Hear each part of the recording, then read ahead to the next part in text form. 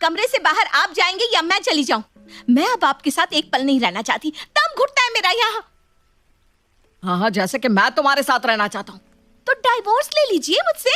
क्यों ही आप मेरे साथ रहते हैं? अपनी माँ के साथ रहिए, अपनी बहन के साथ रहिए, अपनी बहन के बच्चों को ही अपना बच्चा समझ के पालिए और पोसिए। अपने बेटे बहू के कमरे से जोर जोर से ऐसे चिल्लाने की आवाज सुनकर सुमित्रा वहां भाग कर आती है। आज तक हमारे घर में ऐसी चिल्लम चिल्ली नहीं हुई बहू।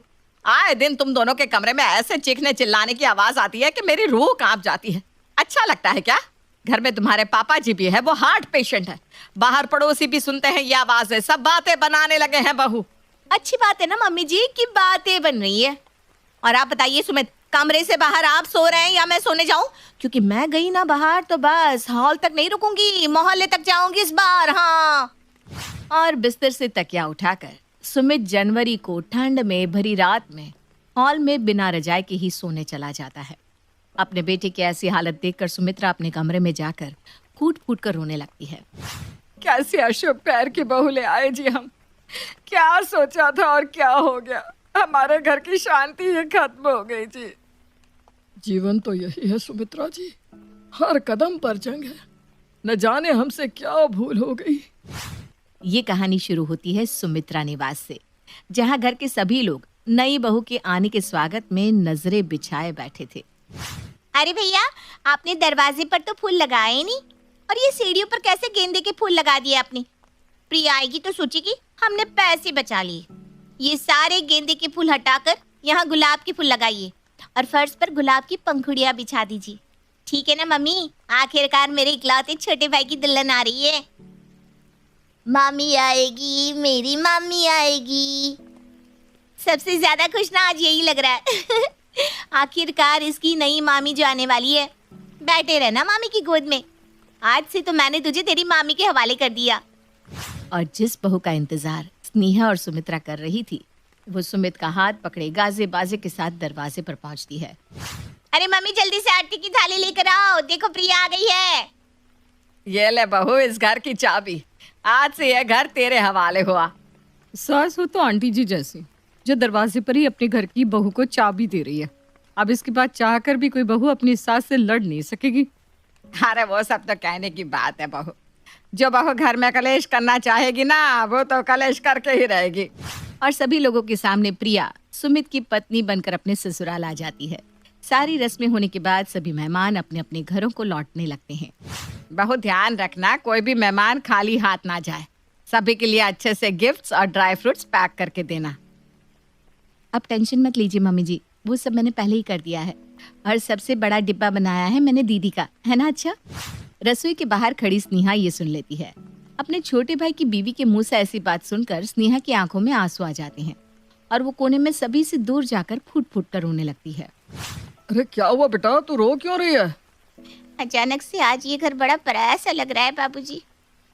चलो रोहन, बैग्स पैक कर लो, हमें घर जाना है। नहीं नहीं नहीं रोहन, नहीं, मम्मी को छोड़कर कहीं नहीं जाएगा। एक थप्पड़ मारूंगी अगर जिद की तो। स्कूल नहीं जाना है क्या तुम्हें?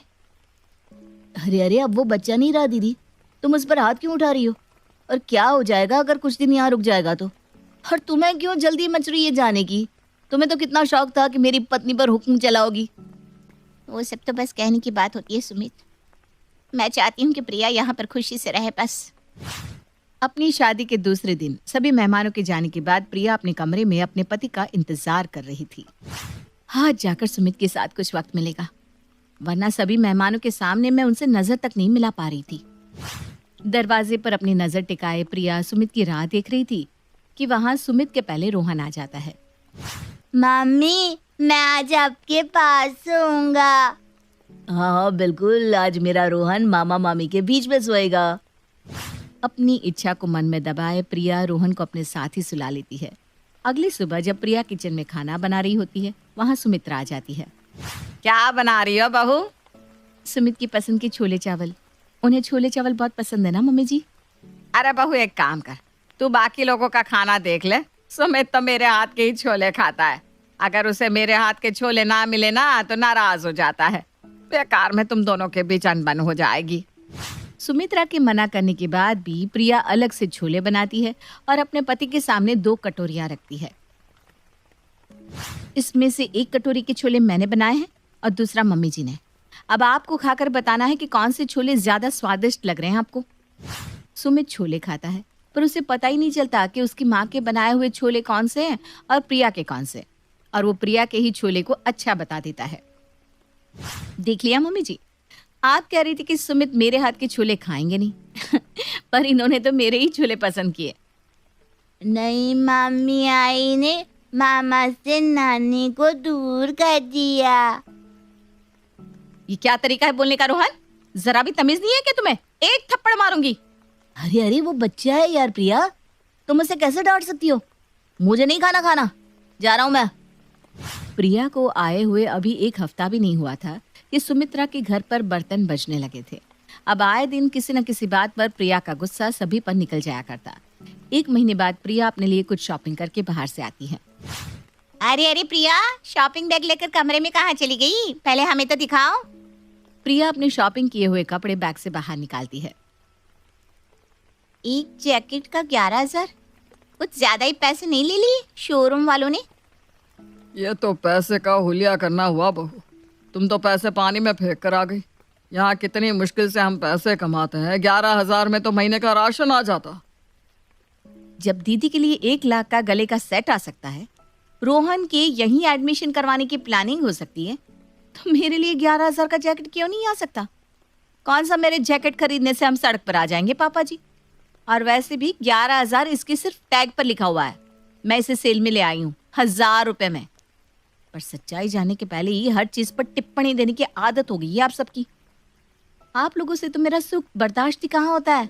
उठाकर दे दीजिए ना ये भी अपनी लाडली बेटी को, जो अपने घर तो जाना ही नहीं चाहती। उसका ससुराल तो मानो यही हो गया है। एक छोटी सी बात पर गुस्से में प्रिया वो जैकेट उठाकर अपनी ननद के मुंह पर मारकर अपने कमरे में चली जाती है। रुको प्रिया, तुम्हारी हिम्मत कैसे हुई ऐसा करने की? प्रिया की गलती नहीं है सुमित, उसे कुछ मत कहना। ये सब मेरे कारण हुआ है। इस रोहन ने तो खून पी लिया है मेरा।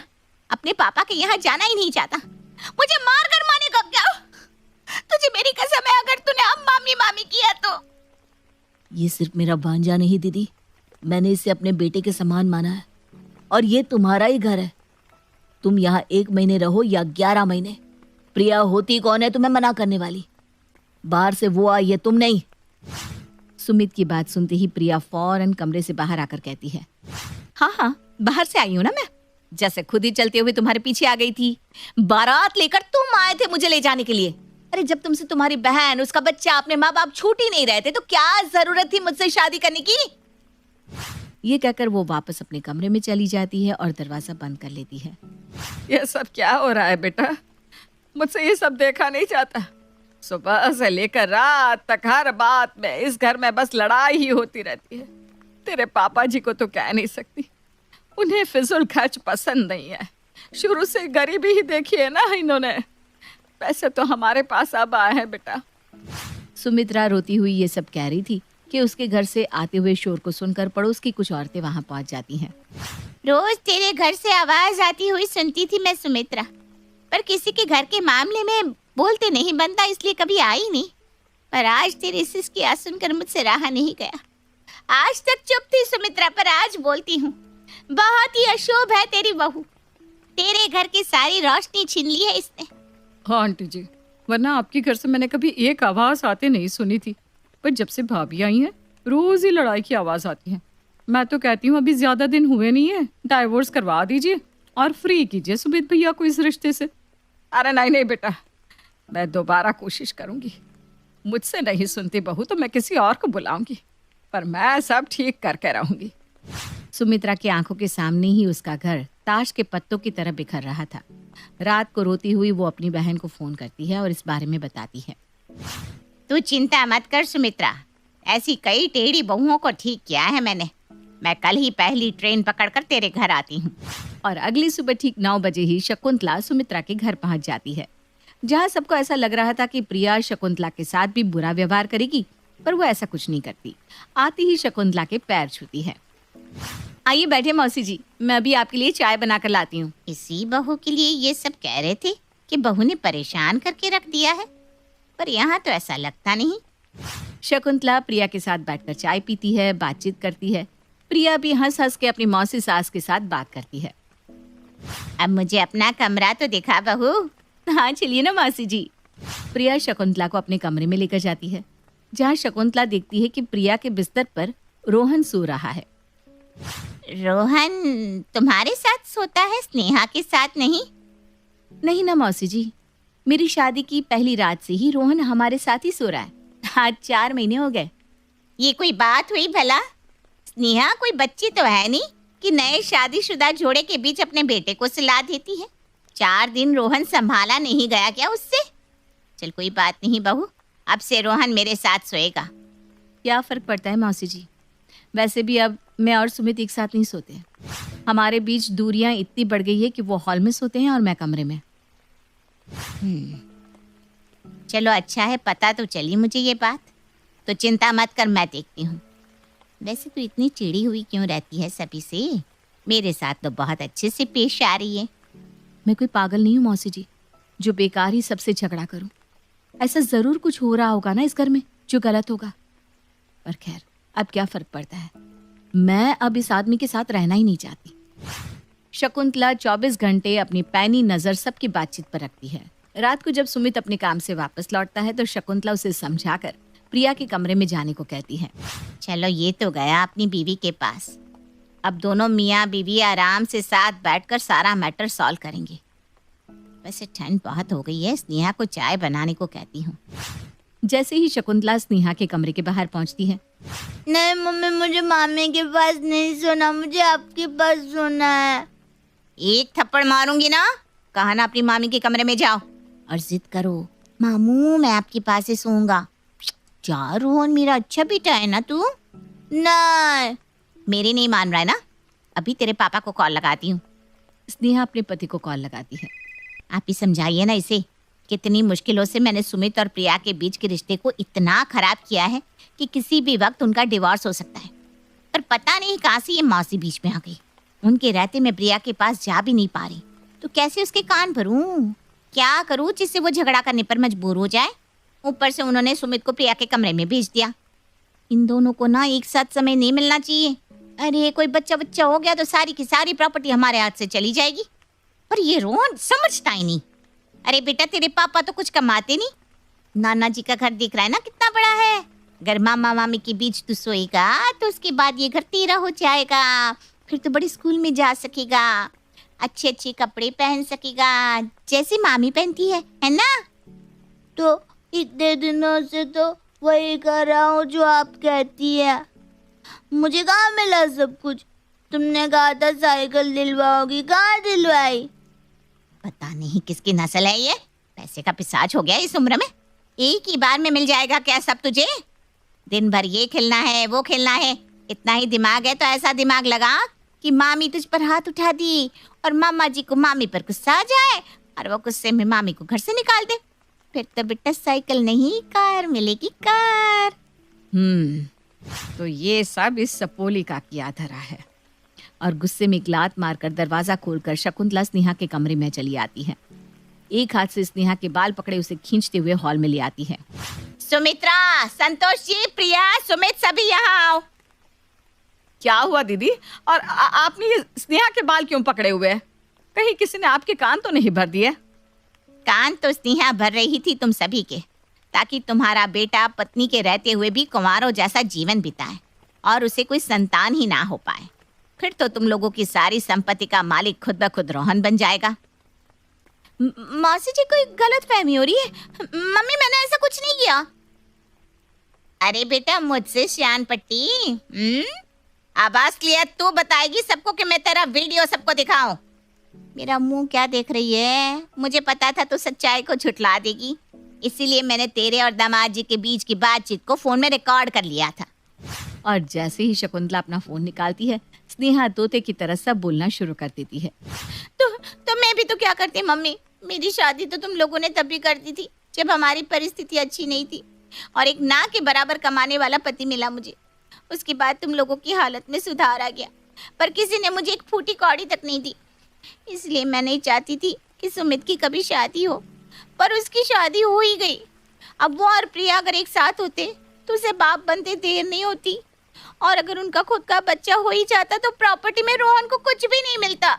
इसलिए प्रिया के घर आती ही मैंने उसके मन में आप सभी के लिए गलतफहमी पैदा करनी शुरू कर दी। मैं उसके कमरे में रोहन को भेज दिया करती ताकि सुमित पूरी रात रोहन में ही लगा रहे और अपनी पत्नी को देखने तक का समय ना मिले उसे। फिर मैंने एक दिन प्रिया के कान में ये बात भी डाल दी कि सुमित के मन में कोई और लड़की है, इसलिए वो प्रिया के करीब आना नहीं चाहता। अब ऐसी हालत में कोई भी अच्छे घर की लड़की उस नाम के रिश्ते को खत्म ही कर दी थी ना। मैंने हमेशा रोहन को अपने बेटे से बढ़कर माना है दीदी। तुम्हें कुछ चाहिए था तो मांग लेना था, ये सब क्यों किया तुमने? निकल जा इस घर से स्नेहा, मुझे ऐसी बेटी नहीं चाहिए। सुमित्रा फौरन अंदर जाती है और स्नेहा का बैग पैक कर उसे बाहर लाकर दे देती है। वो रहा दरवाजा, निकल जा बाहर। रुक जाइए दीदी, जिस प्रॉपर्टी के लिए आप ये सब कर रही थी उस प्रॉपर्टी का आधा हिस्सा तो पहले ही सुमित ने रोहन के नाम कर दिया था। ये लीजिए हमारे दूसरे फ्लैट के पेपर्स, रोहन के नाम है फ्लैट। अब हमारे घर दोबारा मत आइएगा। और कुछ इस तरह स्नेहा का राज सभी के सामने आ जाता है। जहाँ सभी को बहू अशुभ लग रही थी वहाँ असल में अशुभ तो बेटी निकल जाती है। पर शकुंतला की समझदारी के कारण सुमित्रा का घर टूटते टूटते संभल जाता है। ऐसे ही मज़ेदार वीडियो देखने के लिए हमारे इस चैनल को सब्सक्राइब करें।